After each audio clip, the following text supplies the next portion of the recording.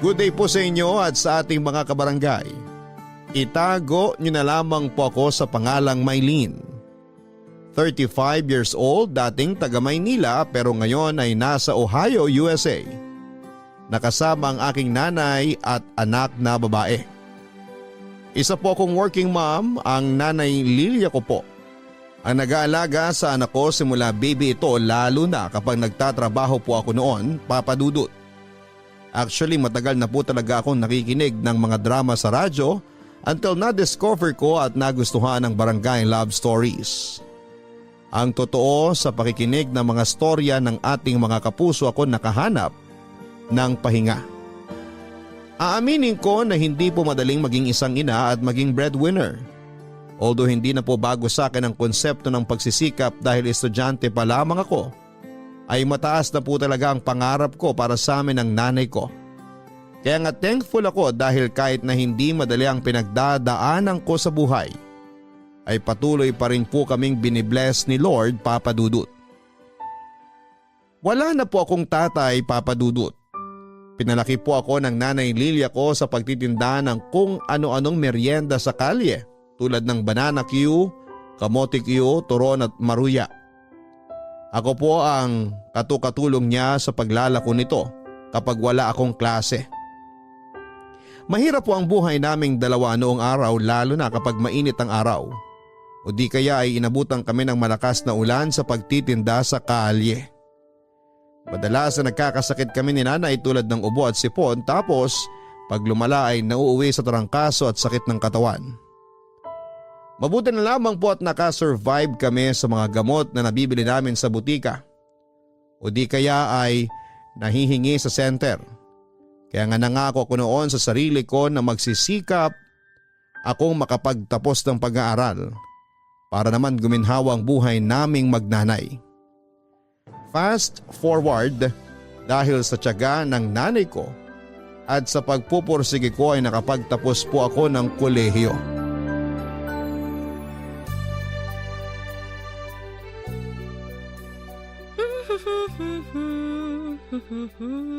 Oh, Mylene anak.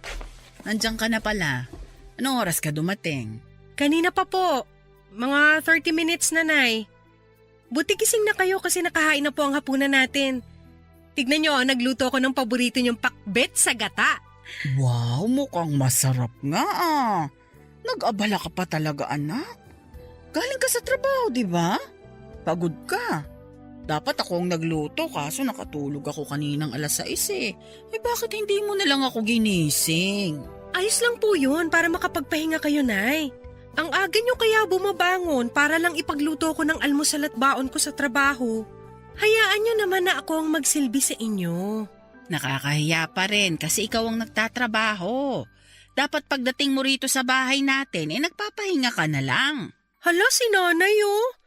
Maaatim ko ba naman na umupo-upo lang dyan?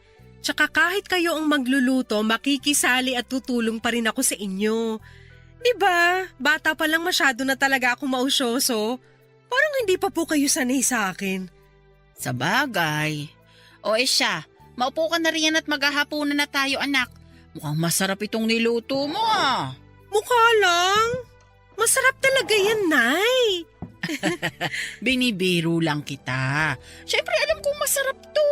Mana ka kaya sa akin, magaling magluto. Kita niyo si Nanay ng bola pa. Ay maiba ko. Kumusta naman ang trabaho mo anak? Mahirap ba ang araw mo ngayon? Nakakapagod ba? Sakto lang po. May mga client meeting lang pero okay na okay. Kilala niyo naman ako. Hindi ako sumusuko sa mga challenge sa trabaho. Kung may nakakapagod siguro, yung biyahe papasok at pauwi yun. Alam niyo na rito sa Pinas, heavy traffic lalo na sa EDSA. Ang pinakaayaw ko yung wala akong matsyetsyempohang sasakyan. Dami kasing pasahero palibasa Biyernes. Mabuti nakauwi pa rin ako at nakapagluto.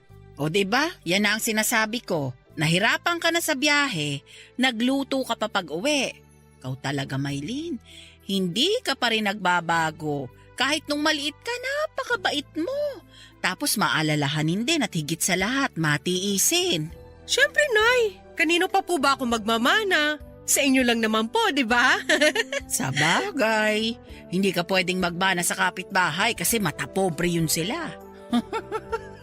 Ay, biro lang. Pero nak, matanong ko lang, Ano po yun? wala pa ba? Wala pa bang Nay, sweldo? Ay, hindi yun. Ano po? Wala ka pa bang boyfriend? O kahit man lang natitipuhan? Nay, ba't niyo naman po natanong yan? Huwag mo naman sanang masamain, anak. Nasa tamang edad ka na naman. Natanong ko lang kasi nakita ko sa palengke yung classmate mo nung high school. Aba, 2 na pala ang anak at buntis pa sa pangatlo niya. Nagpakita pa ng picture nilang mag-asawa, mukha naman silang masaya. Nay, wala pa po akong planong mag-boyfriend. Yan din ang sinabi mo noong college ka, hanggang sa nakapagtapos ka na. At ngayong nagtatrabaho ka na, wala ka pa rin ipinakikilala sa akin. Hindi naman kita inaapur, anak, pero tumatanda na ako. Paano kung bigla na lang akong mawala? Ay, sino na lang ang titingin at makakasama mo sa buhay? Gusto ko naman makita at masigurado na ayos ka sakaling mawala ako. Naiintindihan ko po na nag-aalala lang kayo sa akin, Nay. Pero hindi ko po kasi talaga naiisip na mag-entertain ng lalaki sa buhay ko. Siguro darating din ako doon pero hindi pa sa ngayon. Tsaka magiging okay po ako. Hindi nyo kailangan mag-alala. Isa pa, huwag nyo naman po kaagad isipin na mawawala na kayo kasi marami pa akong pangarap para sa atin. Kayo talaga. Anong gusto mong gawin ko? Pigilan ko tong utak ko na mag-isip. Posible ba yun? Oo, Nay. Posible po yun. Saka na po natin pag-usapan niya magiging boyfriend ko, Nay. Kasi sa ngayon, tayo po ang priority ko. Ay, sige na nga. Basta kung meron na, pakilala mo agad ha. Akong bahalang kumilates. Makakaasa kayo, Nay. Pero sa ngayon, kumain na po tayo. Kain kayo ng marami, ha? Sinarapan ko talaga yung pakbit sa gataan na niluto ko.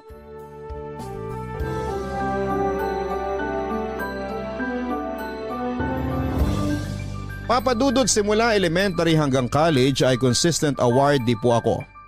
Para sa akin ay sobrang tinitreasure ko ang pagkakaroon ng award at pagkakataon na umakyat sa entablado ang nanay ko para sabitan ako ng medalya. Kaya nga sinikap ko talaga na laging magkaroon ng award at masaya ako na nakikitang proud sa akin si nanay. Sobrang thankful siya sa akin kasi nakikita niyang nagbubunga ang pagsisikap niya para sa pag-aaral ko. Kaya nga nang makapagtapos ako ay hindi na ako nagpahinga pa kagaya ng iba kong classmates. Naghanap po kaagad ako ng mapapasukan, yung competitive ang salary dahil marami po akong goals na gustong ma-achieve. Sabihin na ng iba na alipin ako ng salapi pero kapag mahirap ka at nabigyan ka ng chance na kumita ng pera ay gagawin mo po ang lahat para mapangalagaan yon. Pero hindi naman po ako naging gahaman. Nang mga panahon na yon ay narealize ko na iba pala ang mundo sa labas kumpara noong nag-aaral pa ako.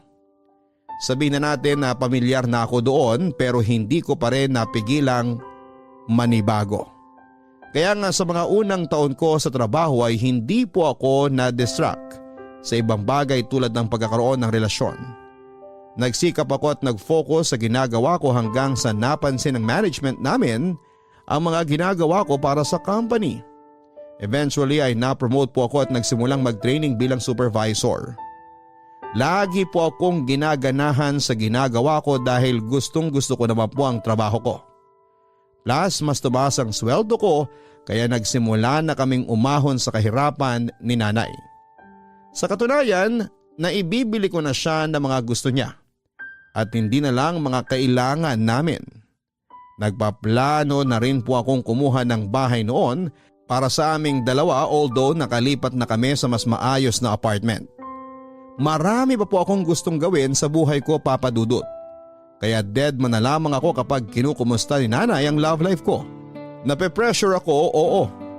Kaya nga madalas ko yung i-open up sa best friend kong si Raj, Papa Dudut.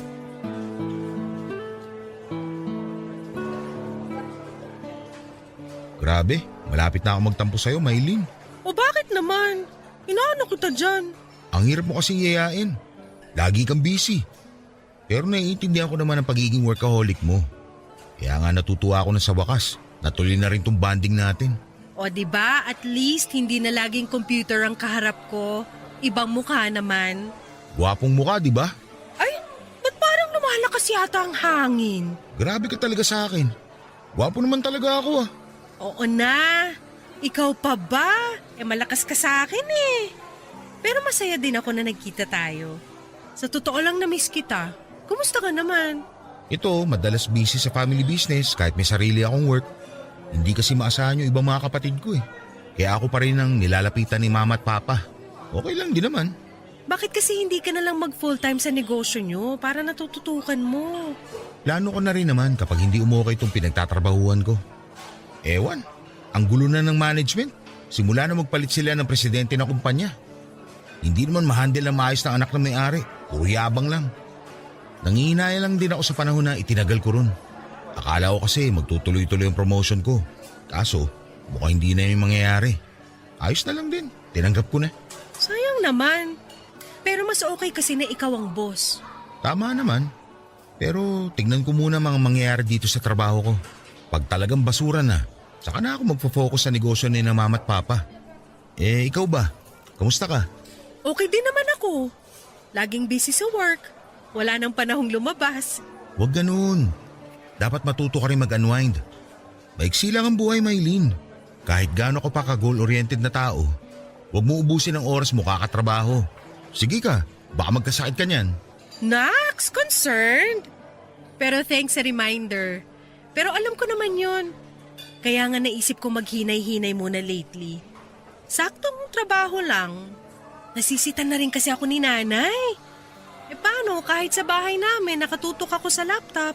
Ikaw talaga, hindi ka na nagbago. Noon pa napakasipag mo na at sobrang dedicated. Ay, maiba tayo. Kamusta si nanay? Miss ko na siya ha? Nako, miss na miss ka na rin niya. Ayos lang naman siya. Malusog sa awa ng Diyos. One of these days, pupunta ako sa inyo para makita siya. For sure matutuwa yun. Ay, maalala ko pala. Nakakatawa si nanay last time. Kasi out of nowhere, bigla akong tinanong kung may boyfriend na ba ako. O kahit natitipuhan man lang. Sabi ko syempre wala. Ayun, ang dami nang sinabi. Kesyo gusto raw niya makita na okay ako at mayroong makakasama pag nawala na siya. Tapos, binida rin niya yung kaklase ko nung high school na nakita niya sa palengke. Sabi niya magtatatlo na raw ang anak at maayos ang pamilya. Alam ko naman na hindi naman masyado maayos ang buhay nila. Ang di alam ni nanay, nakachat ko yung kaklase kong yun nung nakaraan. Ayun, panay naman ang reklamo sa akin. Anong sinabi mo sa nanay mo? Sabi ko wala akong ini-entertain.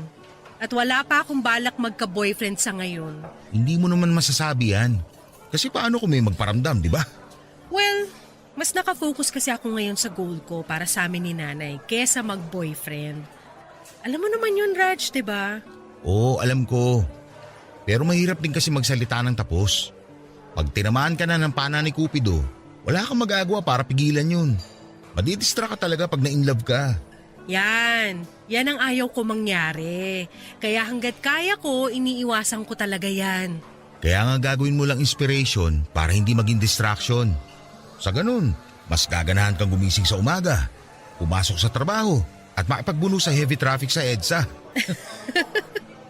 Ay naku, para kang nanay ko magsalita. Pero sige, tignan na lang natin ang mangyayari. Kakahabol mo sa goal mo, unti-unti ka nang nawawalan ng buhay. Buksan mo lang ang puso mo. Malay mo, nasa malapit lang pala yung lalaking para sa'yo.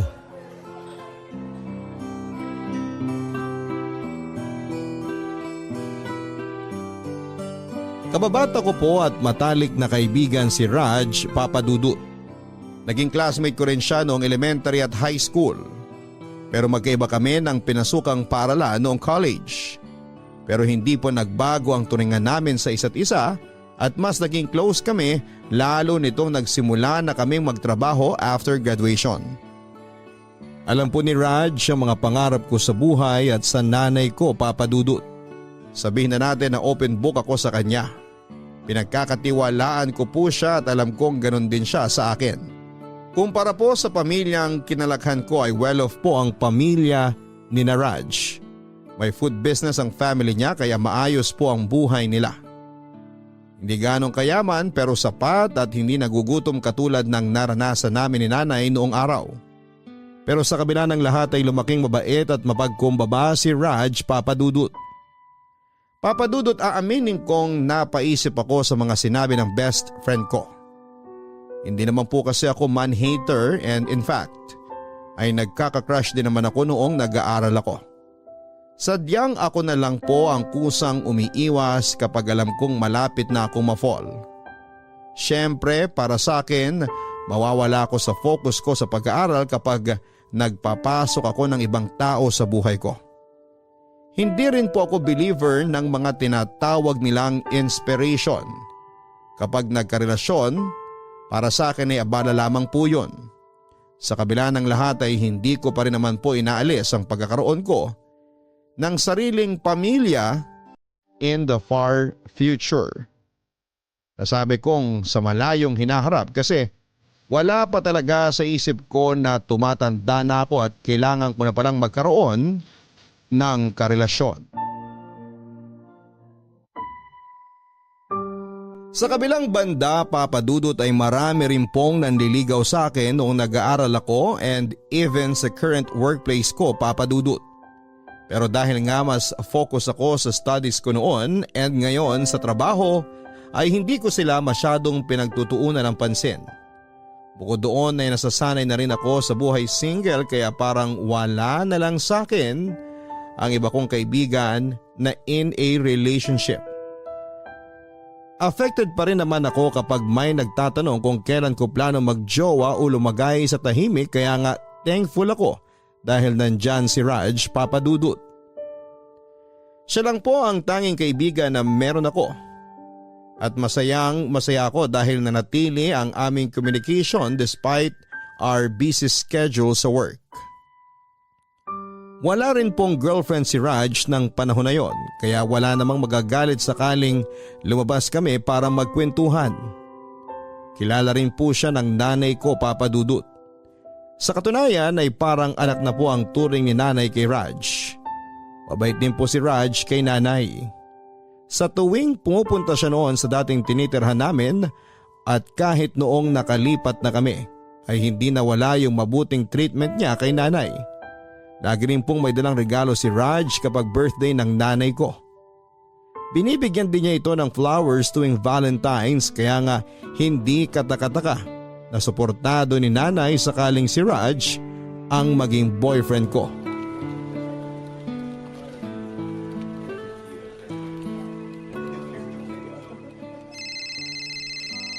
Oh, ba't kaya tumatawag tong si Raj? Hello, Raj. Napatawag ka. Ay Maylin, naistorbo ba kita? Hindi naman. Lunch break na namin. Eto, katatapos ko lang kumain. Sandali, ayos ka lang ba? Bakit parang may something sa boses mo? Halata ba masyado? Oo kaya. Parang malungkot kasi boses mo eh. May nangyari ba? Wala naman. Ay, meron pala. Ano ba yan? Ang gulo ko. Sabihin mo na. Para namang hindi tayo magkaibigan eh. Ano ba kasi yun? Okay lang ba kayo sa inyo? Ang parents mo, kumusta? Don't worry, ayos lang sila. Ang totoo kaya ako tumawag kasi kahit nakakaya, pasensya ka na pero kinapalan ko na ang mukha ko. Okay. Ano nga yun? Pwede mo ba akong pahiramin ng pera, Maylin? Ha? Sabi na nga ba nakakahiya eh. Pasensya ka na, wala kasi ako malapitan. Nakailang hiram na rin kasi ako sa parents ko, kaya baka hindi na nila ako pahiramin. Kaya lumapit na ako sa'yo. Kailangan ko lang. Wala namang kaso. Magkano ba? 20,000. Pangako, ibabalik ko rin sa'yo. Okay. Pero ano ba nangyari? Kung ayos lang malaman. Okay lang naman. Katangahan ko rin kasi. Naskam ako ng kakilala ko. Ininvest ko kasi yung pera sa isang property na binibenta niya. Turns out, hindi naman pala maayos yung papers nun. At naglahong parang bula yung mokong. Gigil na gigil nga ako eh. Kasi yung kalahati ng perang yun, galing sa kaibigan ko. Bale, partner sana kami kaso ang ending, ako Ako pa nasisi nung nagkabukingan na. Ngayon, hinihingi niya sa akin yung perang binayad niya. Naku Raj, magulo nga yung pinasok nyo. So, itong hihiramin mo sa akin, ipambabayad mo lang sa kaibigan mo, tama? Paano naman yung pera na nawala sa'yo? Ipapablatter ko yung walang yung scammer na yun. Hindi ako titigil hanggat hindi siya nahuhuli at hindi niya na ibabalik ang pera ko. Pero sa ngayon, yung kaibigan ko munang praning ang iintindihin ko. Kaya pasensya ka na kung ikaw kagad yung naisip kong lapitan. Magkaibigan tayo, Raj. Tsaka malakas ka sa akin, no? Pero sana tuparin mo pangako mo na ibabalik din yung pera, ha? Kasi kukunin ko yun sa savings ko. Bigyan mo lang ako ng 2 linggo. Pangako, ibabalik ko sa iyo yun ng buo. May tiwala naman ako sa'yo. Thank you ulit ha. Nakahinga na ako ng maluwag. Halata nga. Medyo maayos na ang tono ng pananalita mo. Hindi tulad kanina. Grabe. Nag-alala talaga ako sa'yo kasi akala ko kung napaano ka na. Sa susunod, mag-iingat ka na ha para hindi na kayo nai-scam. Maging mapanuri ka at mag-research ka rin. Ayos ah. Sermonan daw ba ako? Siyempre, best friend mo ko. Ano ko, kung sino lang nahahayaan kang mapano. Pero kahit best friends tayo, makakatikim ka talaga ng pangaral sa akin. Okay po. Tama naman ang sinabi mo. Salamat talaga at nandyan ka. Hindi naman nabago yun. Nandyan ka rin naman pag kailangan kita. That's what friends are for, di ba? Tama. O siya, akin na ang bank account mo para matransfer ko na yung hinihiram mo. Thank you ulit, Maylin ha. Wala yun, ano ka ba?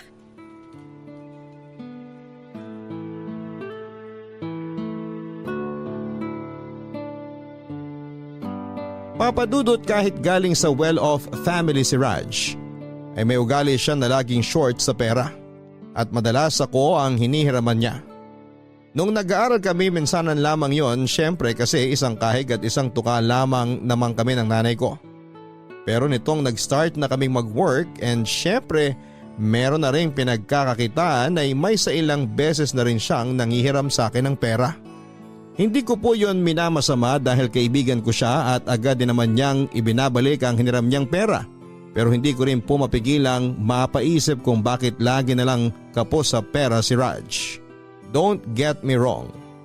Kahit magkaibigan kami, hindi naman ako masyadong usosera sa kung saan niya ginagamit ang pera niya.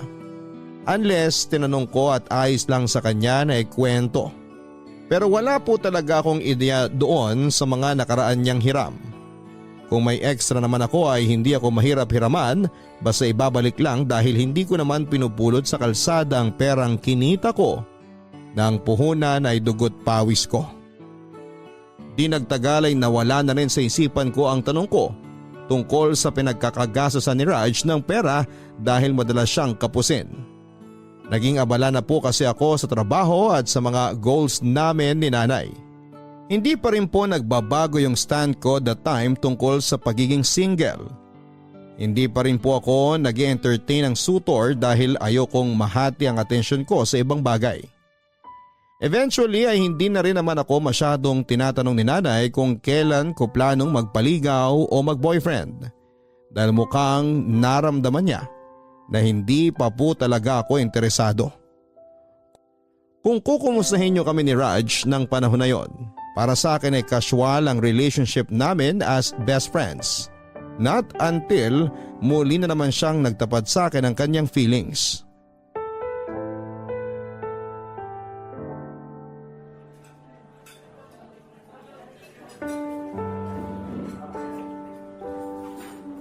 Nabusog ka ba?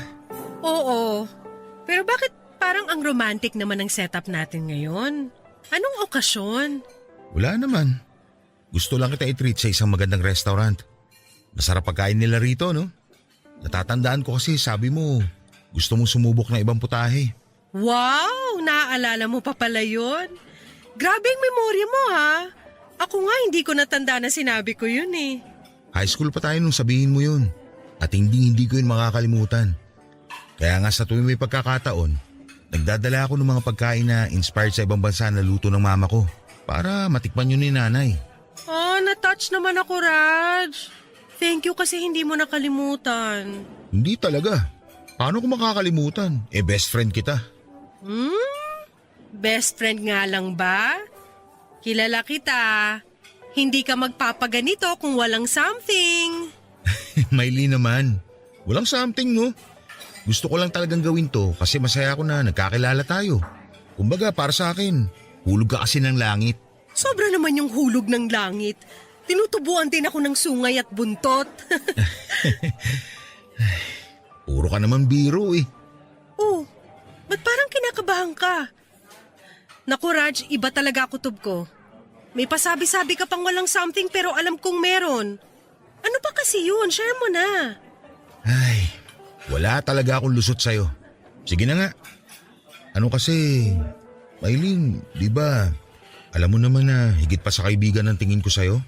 Oo, alam ko. Maniwala ka sa akin. Sinubukan kong pigilan ang feelings ko para sa'yo. Dahil nga hindi mo priority yung pagkakaroon ng boyfriend. Pero hindi ko nagawa. Kasi lalo lang ako nahuhulog sa'yo eh. Raj, pinag-usapan na natin to, di ba? Oo, pero pakinggan mo muna ako.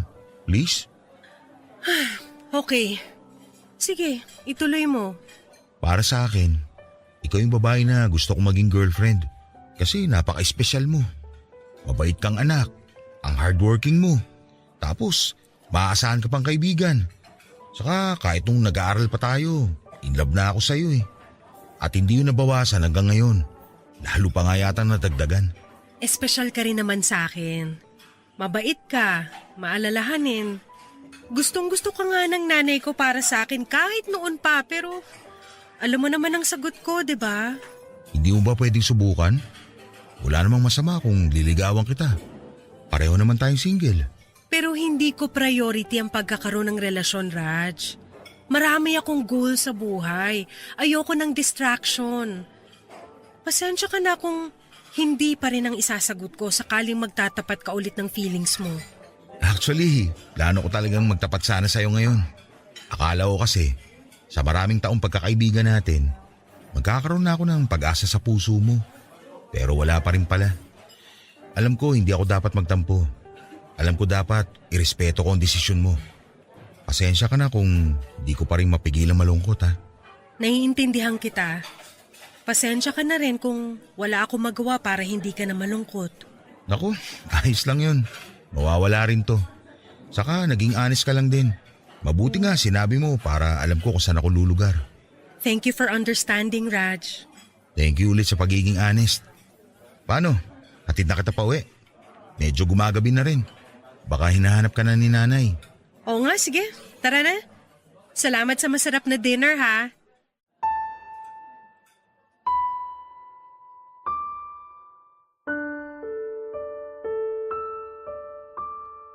Hindi po yan ang unang beses na nag-confess si Raj ng feelings niya sa akin, Papa Dudut.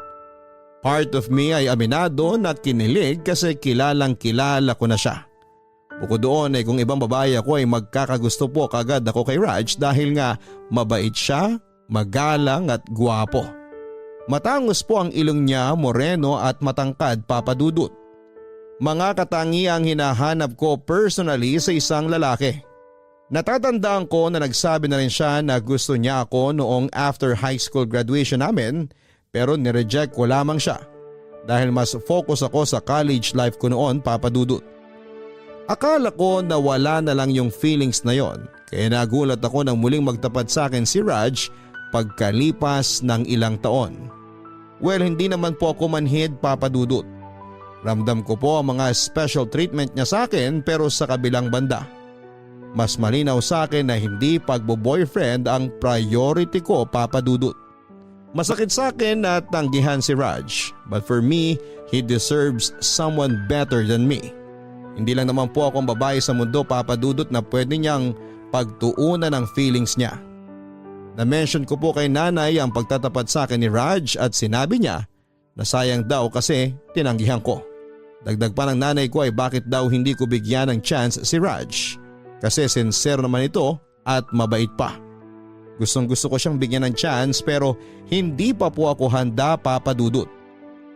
Aaminin ko, takot akong mahulog ng gusto sa tao tapos may tendency sa dulo na maghiwalay din kami. Ang sakit lang isipin na masasayang ang lahat ng oras na ininvest mo sa inyong dalawa kung hindi lang din pala kayo ang magkakatuluyan.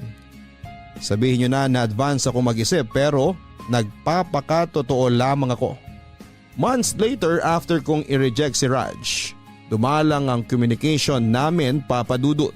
Tapos nalaman ko na lamang na may ibang babae na siyang nililigawan.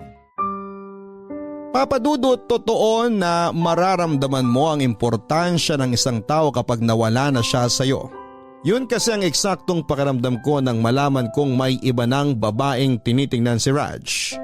Matapos nga niya itong mabanggit sa akin ng hindi sinasadya. Feeling ko talaga ay wala siyang planong sabihin sa akin kasi somehow ay nahihiya siya. Dahil ayaw naman niyang isipin ko na gano'n na lamang niya ako isinantabi porke tinanggihan ko ang pag-ibig niya. O pwede namang hindi talaga gano'n at masyado lamang akong nag-a-assume. Kahit matapos kong sabihin na he deserves someone better. Yung babae na willing mag-commit sa kanya na hindi kagaya ko. Something like that.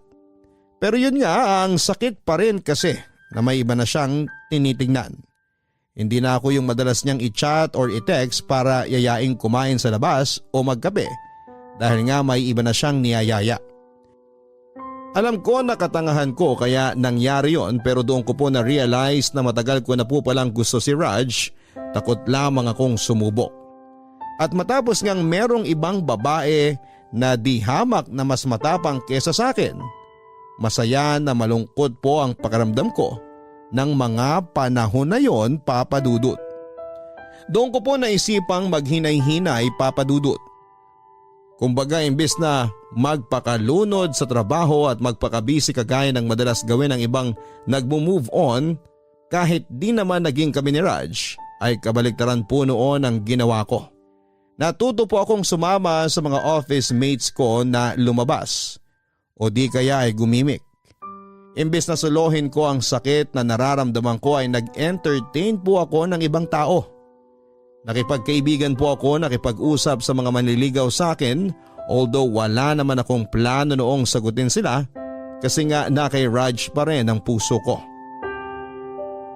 Dumalas nga po nang dumalas ang pagsama ko sa mga inuman ng mga katrabaho ko kahit na mahina talaga ako sa alak, papadudot. Naisip ko kasi na masasanay din ang sistema ko pero kapag lasing na ako, nagpapasundo ako kay Raj. Siya lang kasi ang pinagkakatiwalaan ko at ng nanay ko. Isang gabi ay sumama na naman ako sa gimmick ng mga ka-office mate ko at tulad ng inaasahan ay nalasing na naman ako, papadudot. Alam kong dapat kargo ko na ang sarili ko dahil matanda na ako pero hindi ko pa rin napigilang tumawag kay Raj at sinabi ko sa kanya ang lokasyon at estado ko. Pero sinabi niyang hindi niya ako mapupuntahan dahil may date sila ng babaeng nililigawan niya. Nasaktan ako kaya nag-decide umuwi na lang ng sarili ko. Pero lasing na lasing talaga ako that time at kulang na lang ay matulog na ako sa kalye. Habang naghihintay ako ng taxi ay may isang kotse na tumigil sa harapan ko at pilit akong isinakay sa loob, papadudot. Tapos hindi ko na po alam ang nangyari. Dahil nagising na lamang ako noong sira ang saplot ng pang-itaas at takot na takot. Mabuti na lamang dahil walang nangyaring masama sa akin na mga panahong yon. Kaya nakauwi po ako ng ligtas sa bahay namin. Alalang-alala po si nanay nang datnang ko sa bahay, papadudot.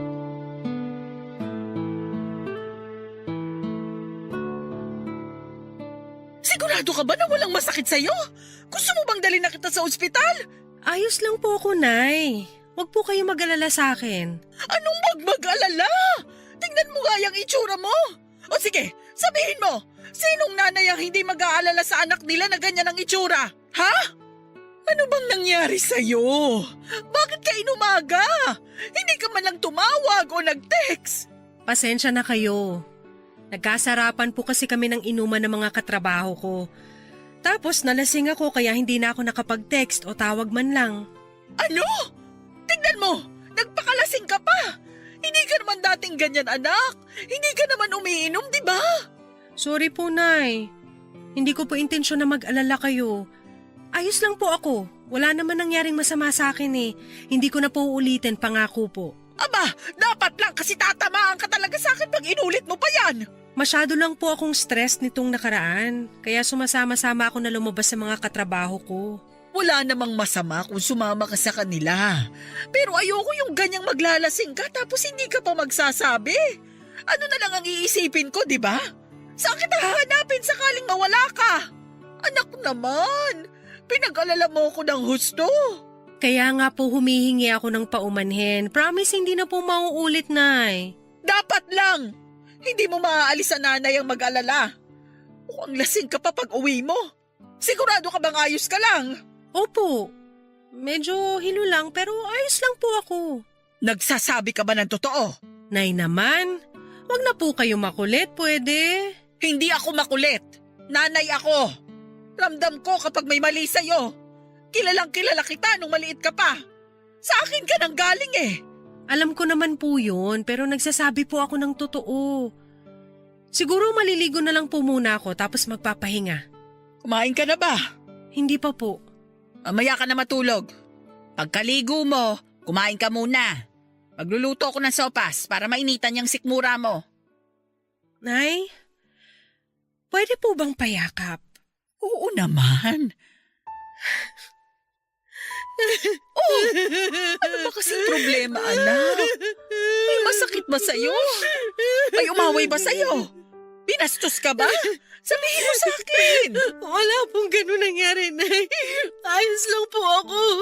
May ayos bang ganyang umiiyak? Nalulungkot lang po ako. Pero magiging okay din naman ang lahat, di ba? Kung ano man yung pinagdaraanan mo, iiyak mo lang. Tapos kapag handa ka na, ikwento mo sa nanay. Nandito lang ako palagi, anak. Salamat po, Nay. Medyo gumaan na po ang loob ko. Mas magiging maayos ang pakiramdam mo kapag nakakain ka na ng sopas ko. May mahi kaya tayo na makapagpapasaya sa'yo. Sige nga po. Mukhang mapaparami ang kain ko kung ganun. O siya, maligo ka na muna. Tong batang to talaga.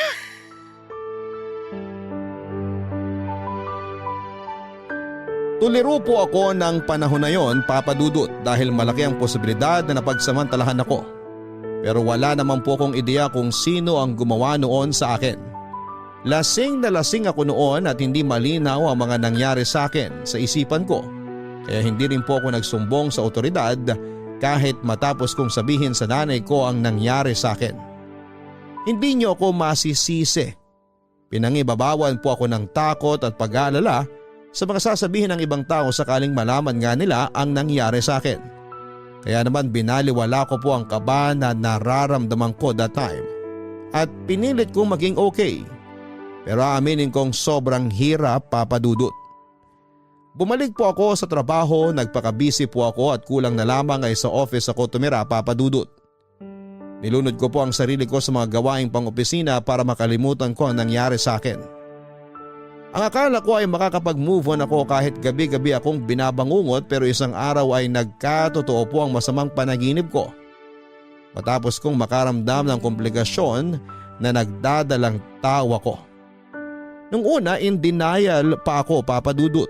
Akala ko ay delayed lamang ako dahil irregular ang menstruation ko. Pero nang magsimula na ako makaramdam ng morning sickness ay natakot na po talaga ako ng husto. At para nga makasigurado, 2 beses akong nag-pregnancy test at pareho pong positibo ang resulta. Nang mga panahon na yon ay gumuho po ang mundo ko, Papa Dudut. Iyak ako ng iyak na para bang gusto kong mawala sa tiyan ko ang baby ko. Pero wala naman akong lakas ng loob na ipalaglag siya. Sinabi ko po sa nanay ko ang pinagdadaanan ko at malaking bagay na nasa tabi ko siya dahil kung hindi ay baka nasiraan na ako ng ulo. Bukod doon ay pinaalam ko na rin po kay Raj ang nangyari sa akin. Galit na galit siya, Papa Dudut, pero mas nanaig pa rin ang pagiging mabuting kaibigan niya.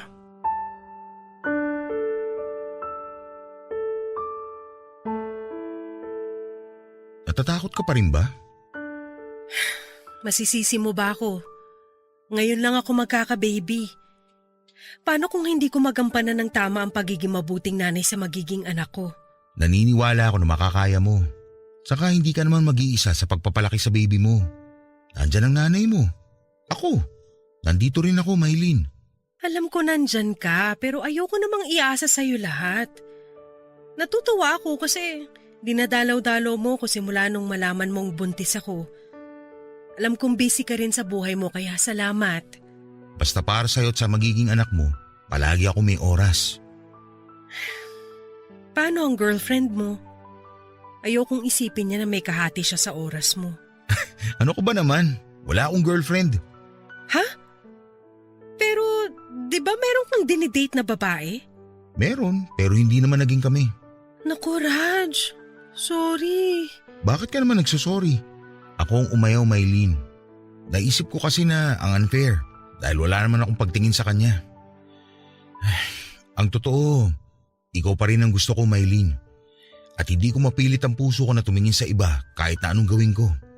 Pero huwag kang mag-alala. Nire-respeto kong desisyon mo. Kaso sana, hayaan mo ako na magstay sa tabi mo.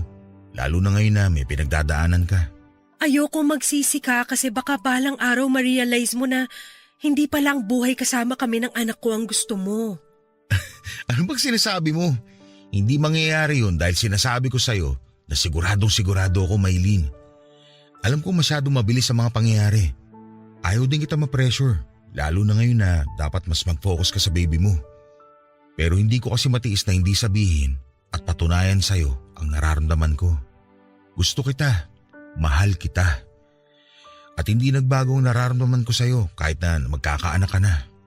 Salamat, Raj. Alam mo, may aaminin ako sa'yo. Ano yun? Na gusto rin kita. Simula kasi nung huling beses ka magtapat sa akin, akala ko sigurado ako na wala pa sa isip ko ang pagbo-boyfriend. Na hindi ko kayang isabay sa pagtupad sa mga goals sa buhay ang pakikipagrelasyon. Pero nung malaman kong may iba ng babae sa buhay mo, nalungkot talaga ako ng gusto. Doon ko napatunayan na hindi na lang basta pagkakaibigan ang nararamdaman ko para sa'yo. Ang tanga ko, no? Hindi ka tangahan yun. Masaya ako na sinabi mo yan. Dahil ngayon na pareho na tayo ng nararamdaman, hindi mo na kailangang matakot. Akin na nga ang kamay mo. Ha? Bakit? Basta akin na. Sinabi ko na to pero sasabihin ko ulit. Bukod sa nanay mo, nandito ako para tumulong at mag-alaga sa'yo sa buong panahon ng pagbubuntis mo, Maylin. Hindi kita iiwan. Kaya hindi mo na rin kailangang matakot. At pag naipanganak na si baby, sabay natin siya palalakihin. Gusto ko na ako ang kilalanin niyang tatay. Kung ayos lang naman sa'yo, syempre. Basta ba marunong ka magpalit ng diaper, bakit hindi? Yun lang pala requirement. Wala ko dyan. Maraming salamat, Raj, ha? Kung wala kayo ni nanay, baka nabaliw na ako. Wala akong ka-idea sa susunod na mangyayari sa aming mag-ina. Natatakot ako. Huwag kang matakot dahil kasama mo kami. Pag dumating na si baby, magiging isang buong pamilya na tayo. Hindi ko po alam kung anong klase ng kabutihan ang nagawa ko sa nakarang buhay ko para pagkalooban ng lalaking katulad ni Raj. Mabait, malalahanin, maalaga at consistent. Hindi po ako romantikong tao pero nang mga panahong yon na dumaraan ako sa mabigat na bahagi ng buhay ko ay si Raj ang kasama ko. Dahil sa pananatili niya sa aking tabi at pagtanggap sa akin at sa anak ko, pagkatapos ng lahat ng nangyari ay unti-unti po akong nahulog sa kanya, Papa Dudut. Alam ko sa sarili ko na may gusto na ako kay Raj. Kaya hindi na po naging mahirap sa akin na makita ang mga espesyal na katangian niya. Pagkapanganak ko sa baby ko ay tinanong po ako ni Raj kung pwede niya akong ligawan. Hesitant ulit ako dahil nga baka naaawa lamang siya sa akin pero pinatunayan niya na mali ang akala ko, Papa Dudut. Pumayag po akong ligawan ako ni Raj at hindi nagtagal ay sinagot ko na nga po siya. Masayang masaya po kami ng panahon na yon at pakaramdam namin ay wala na pong makapaghihiwalay sa amin. 3 months in my relationship with Raj ay hindi po nagbago ang pakikitungo niya sa aming mag-ina. Nakikita ko po sa kanya na gustong-gusto niya ang anak ko at nagpaparamdam din siya na siya na lamang ang tatayong tatay ng baby ko. Siyempre pabor po sa akin yon dahil may kinikilalang ama ang anak ko, pero at the same time ay ayoko maging unfair kay Raj dahil hindi niya dugot laman ang batang gusto niyang maging anak. Pasensya na kayo kung medyo sala sa init, sala sa lamig ako ng mga panahon na yon, Papa Dudut. Si Raj kasi ang unang boyfriend ko, tapos kung hindi magiging kami hanggang sa huli, hindi lang ako ang masasaktan sa paghihiwalay namin kundi pati na ang anak ko pag lumaki na. Pero sa huli ay pinaintindi niya sa akin na hindi yun mahalaga dahil sigurado na raw siya sa puso niya na ako ang babaeng gusto niyang makasamang bumuo ng pamilya na kapwa namin pangarap. 5 months later ay kinasal kami ni Raj sa Huwes. Nagrenta po kami ng bahay para sa pamilya namin habang nag-iipon ng pampagawa ng aming dream house. Kaso weeks later ng pagiging mag-asawa namin, nalaman ko po na may malaking problema sa pera ang mister ko. Matapos niyang umuwi ng bugbog sarado at nagsimula ng may magpadala ng mensahe ng pagbabanta. Hindi lang sa number niya kundi maging sa akin na rin, Papa Dudut.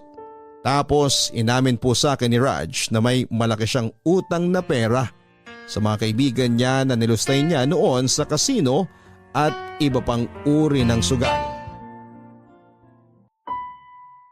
Galit na galit po ako sa mister ko matapos niyang sabihin sa akin ang lahat, Papa Dudut.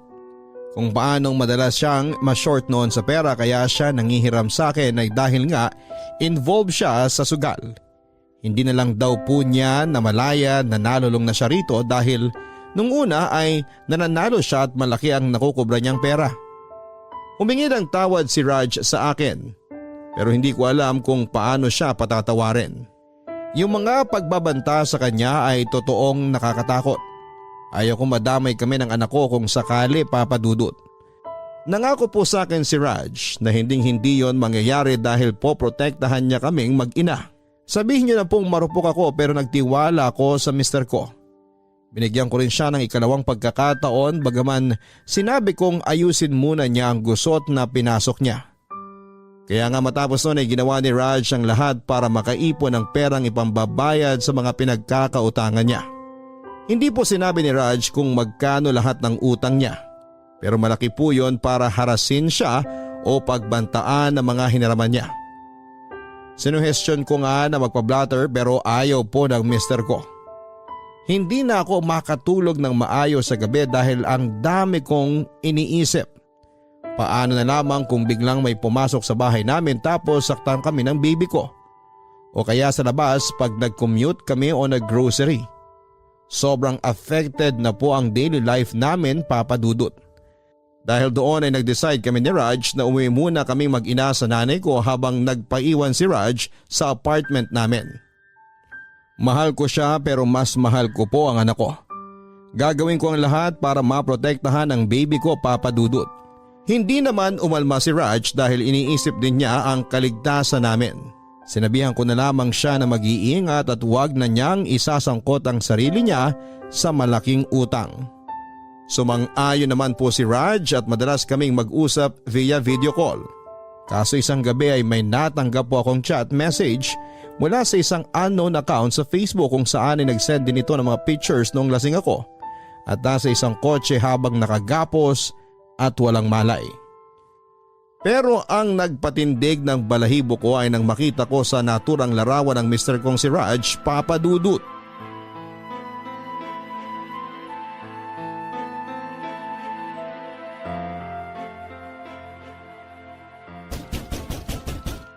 Sino yan? Sandali lang naman. Masisira mo na pinto. Hayop ka, Raj! Aray! Ba't mo ako sinampal? Nagtatanong ka pa talaga? Ano bang ginagawa mo rito? Bakit? Wala na ba akong karapatang pumunta dito? Baka nakakalimutan mo, bahay ko rin to! Alam ko yun. Pero ano ba problema mo?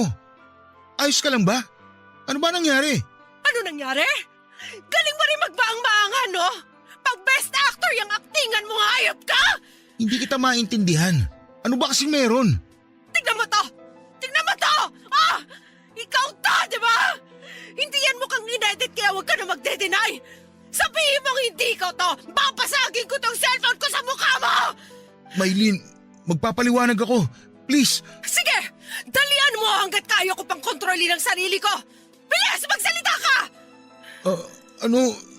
Nung araw na yan, Maylin, patawarin mo ako. Kung ganun totoo na kasama ka sa mga gumahasa sa akin? Ha? Sumagot ka! Hindi kita ginalaw nun. Pero wala kang ginawa! Hindi sa wala akong ginawa.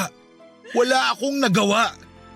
Nakapangako ako sa kanila na iharap ko sila ng babaeng paglalaroan nila tapos nagkataon na tumawag ka sa akin nung time na yun kaya... Kaya akong naisip mo?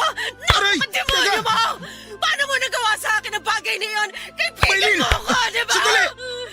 Hindi mo kasi naiintindihan. Wala akong choice ng mga panahon na yun. Kasi pinagbabantaan nila ako. Kung hindi ko rin susundin ang gusto nila, sasaktan nila ang pamilya ko. Ang mga magulang ko. Bakit hindi ka nagpunta sa polis para magsumbong? Bakit mo sila inayaang kontroling ka tapos tinamay mo pa akong hayop ka? Hindi ko magawang isumbong sila sa mga pulis. Dahil babalik na rin nila ako, Maylin. Sino ba kasi ang mga taong yan? Sila ang mga pinagkakautangan ko. Ano? Umabot na kasi ng ilang milyon ng pera na ipatalo ko sa kasino. Na nagkataon namang hiniram ko sa kanila. Ilang beses na nila ako sinisingil. Pero wala akong maibayad kaya pinagtataguan ko na sila. Kaso, nahanap pa rin nila ako. Wala akong magawa. Minsan nga, para may pambayad ako sa kanila kahit konti. Nangungutang ako sa'yo. So ngayon sinasabi mo na yung mga perang hiniram mo sa akin, pinambabayad mo lang sa kanila? Ayos ka rin, no? Nakuha mo pang gumawa ng kwento, ayop ka! Patawarin mo ako. Gipit lang ako ng mga panahon na yun. Hindi ko alam kung paano pa kita mapapatawad, Raj. Nandidiri ako sa'yo! Alam mo ba na nilihim ko lang yung nangyari sa akin ng mga panahon na yon dahil takot na takot ako. Hindi ko alam kung paano magsisimula sakaling magsumbong ako sa mga pulis. Kaya nga kahit masakit, tinanggap ko na lang ang lahat. Tapos nagkabibi pa ako. Eh di lalong mas mahirap. Hindi alam ng nanay ko na gabi-gabi ako umiiyak at nandidiri sa sarili ko. Yan naman pala may alam ka. At isa ka sa mga nandun ng gabing yon. Napakawalang niya mo! Tinuring kitang kaibigan. Minahal kita pero pinilog mong ulo ko. Mamatay ka na! Masunog ka na sana sa impyerno!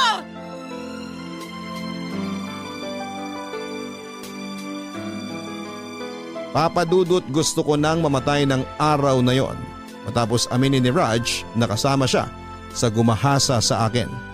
At ang masakit pa noon ay siya pa na kaibigang pinagkatiwalaan ko ang nagplano ng lahat. Kaya naman pala gano'n na lamang ang concern niya sa akin matapos niyang malaman na nagbunga ang panglalapastangan sa akin ng mga panahon na yon. Kaya pala kulang na lamang ay akuin niya ang pagiging tatay sa anak ko dahil yun naman pala ay naguhugas kamay siya sa mga kasalanan niya. Galit na galit po ako kay Raj kaya pinagsusunto ko siya, pinalo at tinadyakan. Hindi naman po siya gumanti, Papadudot, dahil alam niyang deserve niya yon. Sinabi ko sa kanya na mamatay na siya, na masunog na sa impyerno ang kaluluwa niya at nararapat lang na pagbayaran niya sa kulungan ang kasalanan niya sa akin. Wala na po akong lakas na pumunta sa presinto para ipakulong siya dahil lito at tuliro ako ng sandaling yon, Papadudot. Umalis po ako sa apartment namin habang umiiyak, saka umuwi sa bahay namin nang umiiyak. Takang-taka ang nanay ko pero hindi ko pinaalam sa kanya ang mga nalaman ko. Hindi ko kasi sigurado kung ano ang pwede niyang gawin kay Raj pag nalaman niya ang totoo. Lumipas ang ilang araw ay natili akong cold sa mister ko. Hindi ko sinasagot ang tawag niya at hindi ko rin siya hinaharap pag pumupunta siya sa bahay namin. Niayaw kong makita niya ang anak ko dahil hindi siya karapat-dapat na kilalaning tatay nito. Pero makulit po si Raj, hindi siya tumigil sa panunuyo sa akin at sa pagmamakaawa na kausapin ko siya kahit kapwa namin alam na wala na yung saysay. Sa huli ay pinagbigyan ko pa rin po ang gusto niyang mangyari. Pero hindi lang siya ang may sasabihin dahil ako rin. Gusto ko nang makipaghiwalay sa kanya, Papa Dudut.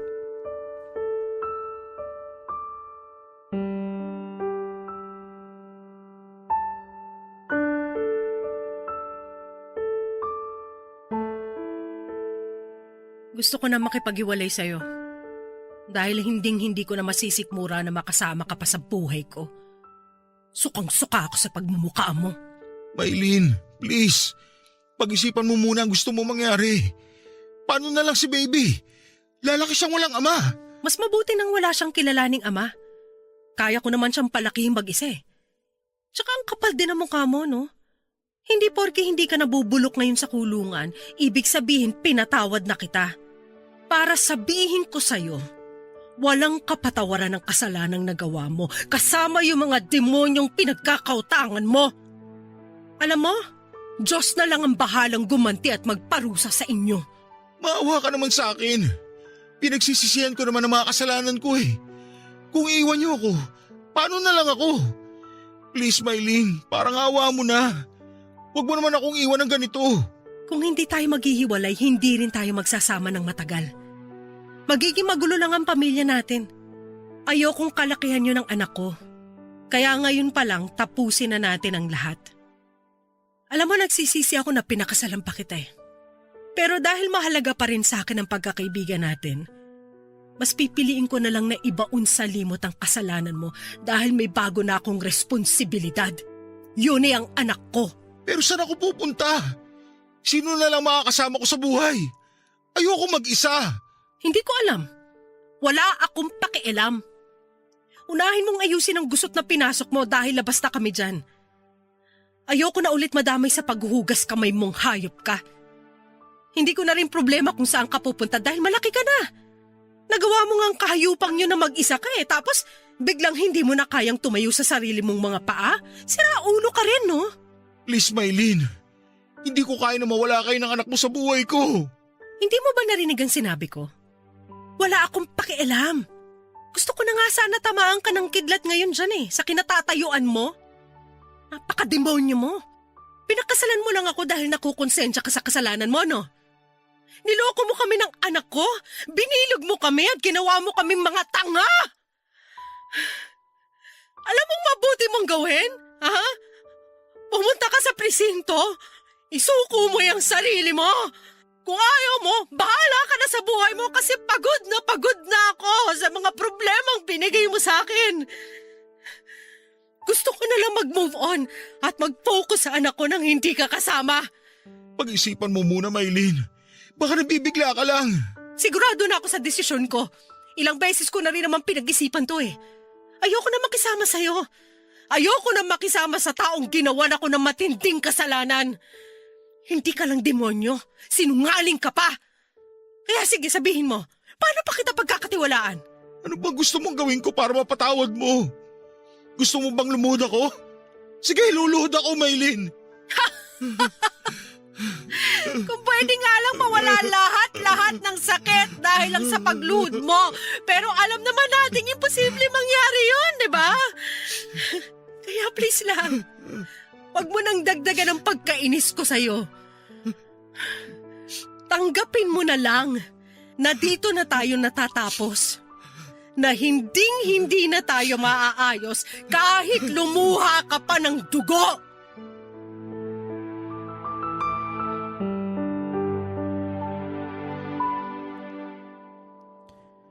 Papa Dudut, nagsisimula pa lamang po akong mahalin ang mister ko pero maagang winasak ng pagkakasala niya.